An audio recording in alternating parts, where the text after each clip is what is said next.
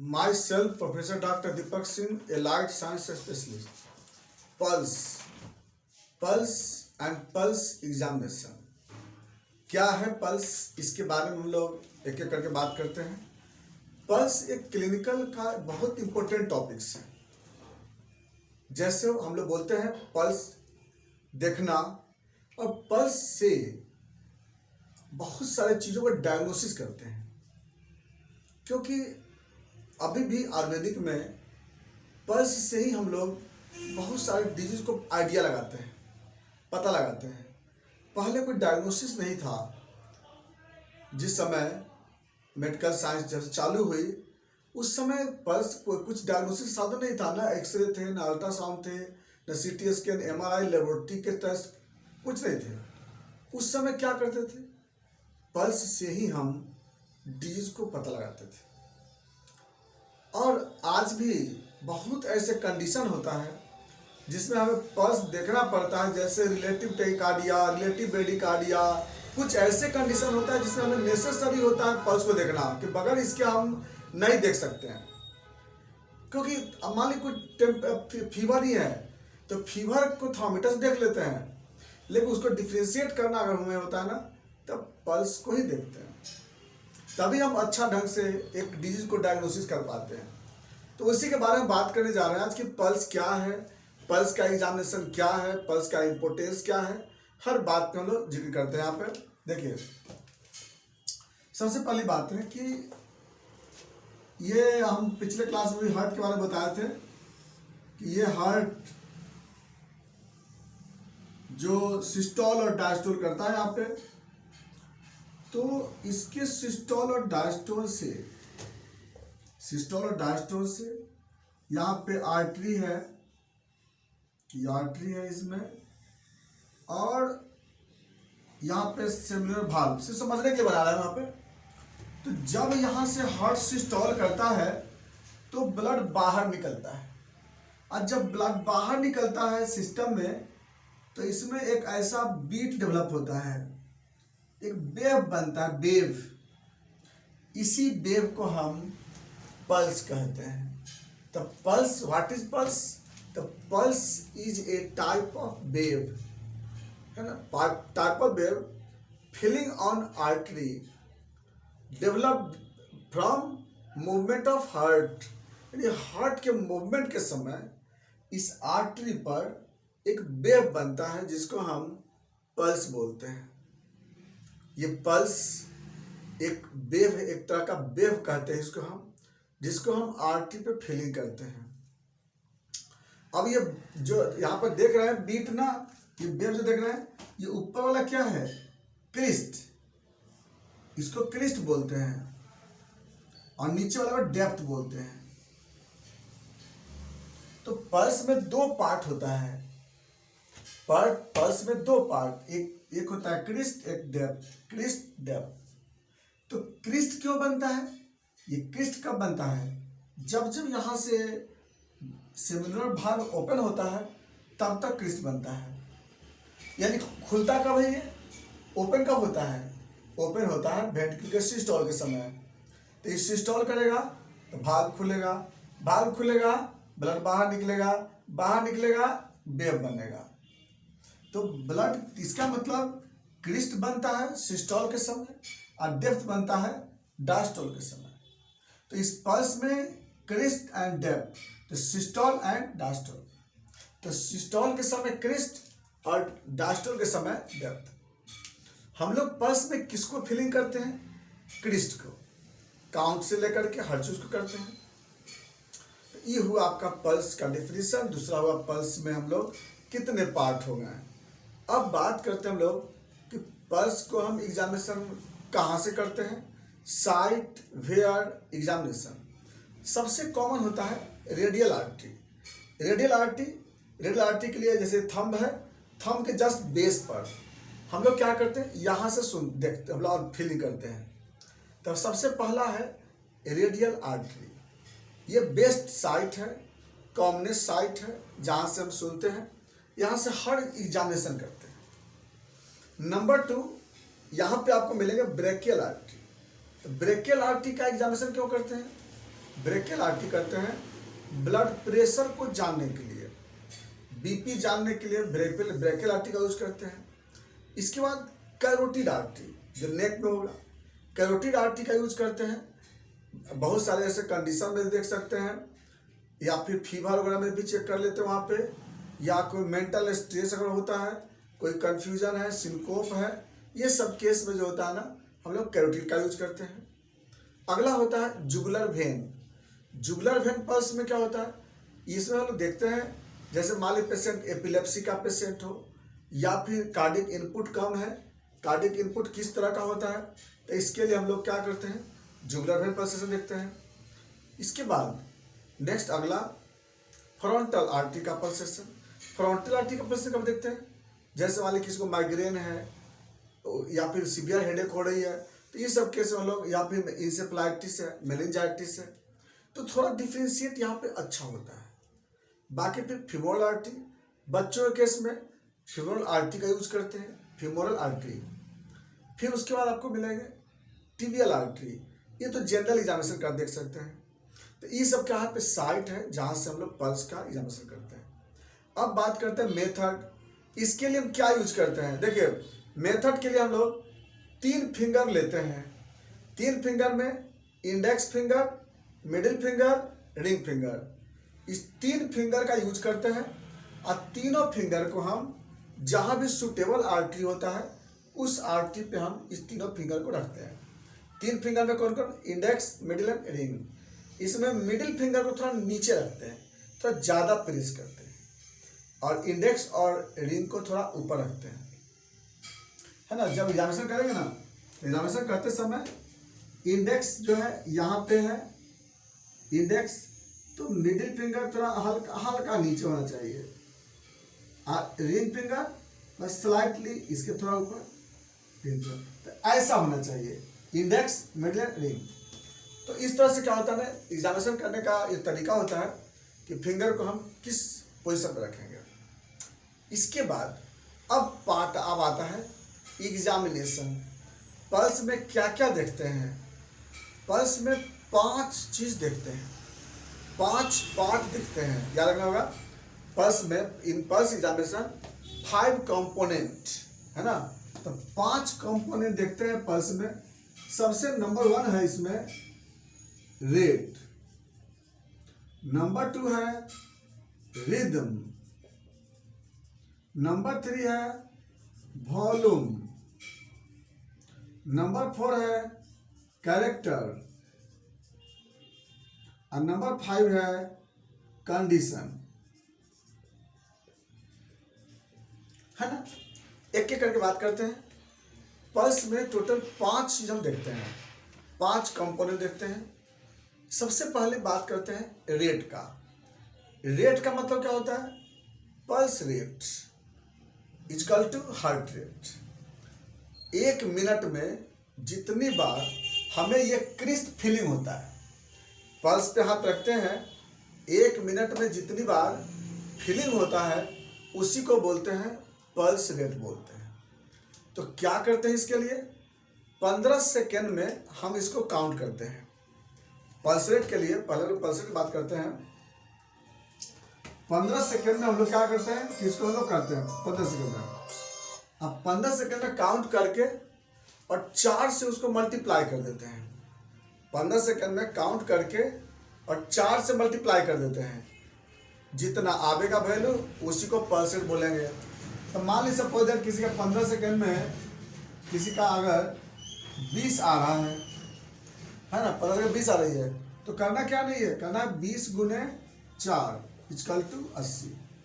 यही उसका कहता है बीट पर मिनट। यही तरीका होता है जांच करने का, बहुत आराम है।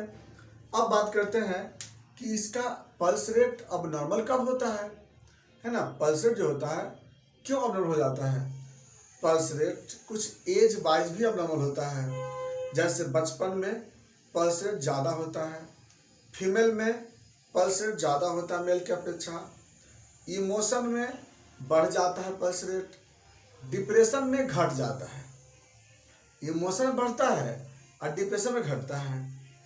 फिर पल्स रेट बढ़ते कब है, फिर स्ट्रेस, एक्सरसाइज, फीवर, हाइपरथायरॉयडिज्म, ये सब में पल्स रेट इंक्रीज होता है।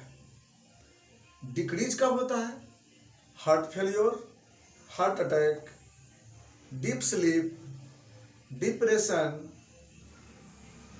डिहाइड्रेशन, डायरिया, वोमिटिंग, ये सब केस में क्या होता है ना, पल्स रेट डाउन होता है।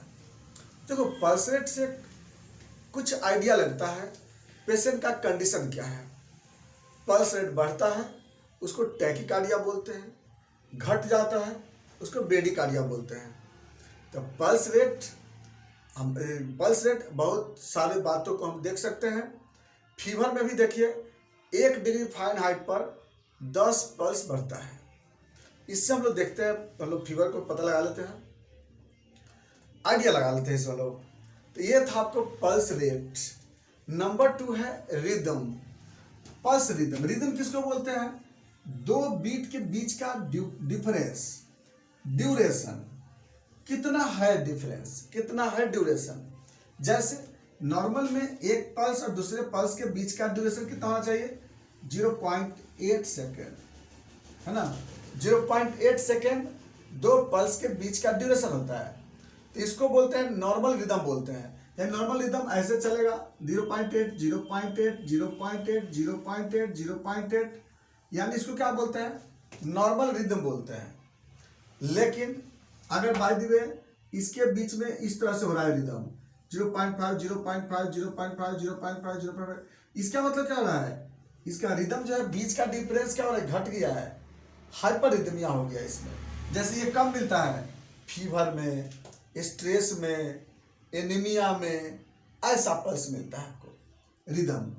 और इसका सबसे अच्छा तो ईसीजी से ज़्यादा हम अच्छा पता लगा लेते हैं इसको हम। दूसरा आपको मिलेगा, ऐसा मिलेगा आपको 2 बीट के बीच का डिफरेंस क्या हो गया?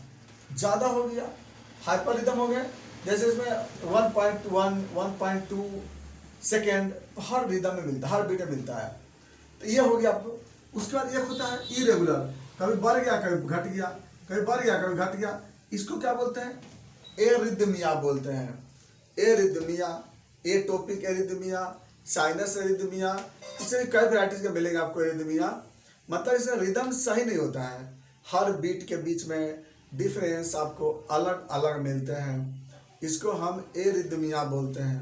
तो ऐसा क्या हुआ, ये सब क्या है ना, रिदम होता है ना। हाइपर रिदमिया, हाइपोरिदमिया, एरिथमिया, तो ये पल्स का दूसरा होता है। इसमें हम लोग, इससे भी हम लोग आइडिया लगाते हैं कि क्या कंडीशन हो सकता है बॉडी में।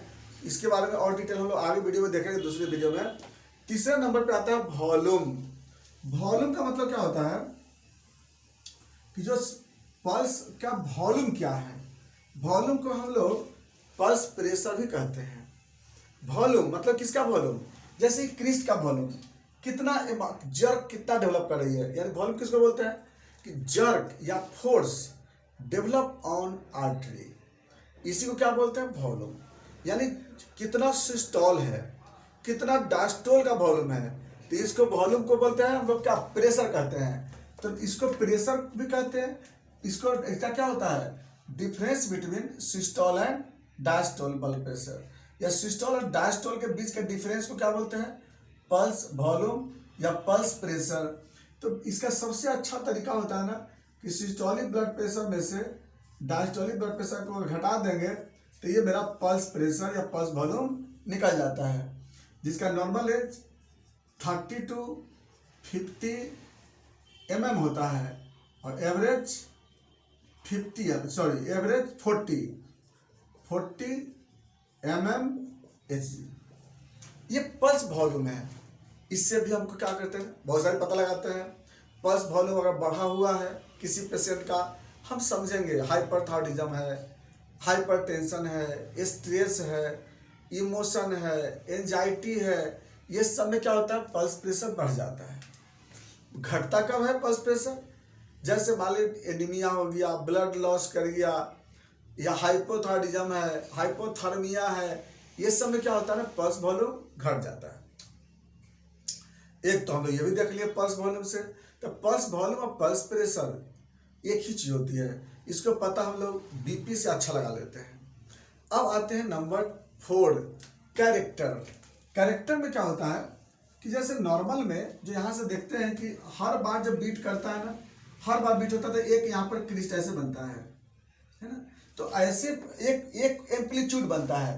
तो एक एम्पलीट्यूड क्या बोलते हैं, मोनोक्रोटिक बोलते हैं। यानी ऐसे यहाँ से बीट बना, फिर ऐसे बना, फिर ऐसे बना, इसको क्या बोलते हैं, मोनोक्रोटिक। इसको बोलते हैं मोनोक्रोटिक वेव बोलते हैं। लेकिन किसी किसी में 2 बार ऐसे होता है, 2 एम्पलीट्यूड होते हैं। क्रिस्ट में 2 एम्पलीट्यूड होता है, इसको क्या बोलते हैं, डाइक्रोटिक बोलते हैं। यानी 2 एम्पलीट्यूड होता है किसमें, क्रिस्ट में। और एक होता है पॉलीक्रोटिक, ये हो गया पॉलीक्रोटिक, यानी इसमें क्या हो गया, ज्यादा एम्पलीट्यूड मिल गया। तो इसको बोलते हैं डाइक्रोटिक, इसको बोलते हैं पॉलीक्रोटिक। डाइक्रोटिक कब होता है, जैसे मान लीजिए आपका भाल की गड़बड़ी है, स्टेनोसिस है, इसमें आपका डाइक्रोटिक होता है। पॉलीक्रोटिक जैसे वेंट्रिकुलर फाइब्रिलेशन है, आरएचडी है ना, या हार्ट अटैक है, ये सब में कैसा होता है, आपको पॉलीक्रोटिक पल्स में मिलते हैं, है ना। पॉलीक्रोटिक मतलब मल्टी एम्पलीट्यूड मिलते हैं। एक तो ये हो गया कैरेक्टर आपका। 5वें नंबर पे आता है कंडीशन। कंडीशन का मतलब होता है, कंडीशन का मतलब कि जो हम जो पल्स देख रहे हैं किसी पेशेंट का, तो जब हम फीलिंग कर रहे हैं आर्टरी पर, जब यहाँ हम फीलिंग कर रहे हैं आर्टरी पे, जब देख रहे हैं एग्जामिनेशन कर रहे हैं, तो हमें इस पे क्या होता है ना कि जब हम फिंगर रख रहे हैं इस पे, हम लोग इंडेक्स, मिडिल एंड रिंग, तो हमें ये जो क्रिस्ट वाला जो पार्ट है ना, वो एक फिंगर पे ज्यादा महसूस होता है, एक फिंगर पे ज्यादा फीलिंग होती है। तो किस पे, मिडिल फिंगर पे। तो एक फिंगर पे फीलिंग हो रही है, इसको नॉर्मल कंडीशन बोलते हैं। यानी द एम्पलीट्यूड और crest feel on single finger, this is normal condition. लेकिन अगर बाय द वे तीनों फिंगर पे एक जैसा फीलिंग हो, इंडेक्स पे, मिडिल पे और रिंग पे, तीनों पे जैसा हो, इसका मतलब क्या, इसका मतलब यह हुआ कि इंडेक्स, मिडिल, इसका मतलब क्या बोलते हैं, कॉर्ड लाइक पल्स। हो सकता है कि आर्टरी का वाल मोटा है, आर्टेरियोस्क्लेरोसिस, एथेरोस्क्लेरोसिस, स्मोकिंग या ओल्ड एज, ये सब में क्या होता है ना, कॉर्ड लाइक पल्स होता है। तीनों पे एक जैसा फीलिंग, एक जैसा जर्क, एक जैसा फोर्स, इसको क्या बोलते हैं हम लोग, इसको बोलते हैं कॉर्ड लाइक पल्स बोलते हैं। और अब एक ऐसा होता है thread like pulse. Thread like pulse में क्या होता है ना, होता तो तीनों पे होता है। तो कॉर्ड में और थ्रेड में क्या अंतर है कि कॉर्ड में फीलिंग हुआ तीनों पे, लेकिन क्रिस्ट डेप्थ होगी, लेकिन थ्रेड वाला में क्रिस्ट और डेप्थ पता नहीं चलता है। ये थ्रेड लाइक पल्स कब होता है, थ्रेड लाइक पल्स होता है सीवियर हेमरेज में, हार्ट फेलियर में, हार्ट ब्लॉक में, ये सब में थ्रेड लाइक पल्स मिलते हैं। तो ये जितने भी आप देख रहे हैं ना, पल्स वेव है, पल्स का अलग अलग अबनॉर्मलिटी है। नॉर्मल था, अभी हम लोग नॉर्मल पे बात किए हैं। नेक्स्ट वीडियो में हम लोग एक एक कर करके हर का हम लोग अबनॉर्मल पढ़ेंगे। टैकीकार्डिया देखेंगे, ब्रेडिकार्डिया देखेंगे, एरिथमिया देखेंगे, हाइपररिथमिया देखेंगे, हाइपररिथमिया देखेंगे, कॉर्ड पल्स देखेंगे, पल्सस पैराडॉक्सल देखेंगे, वाटर पल्स देखेंगे।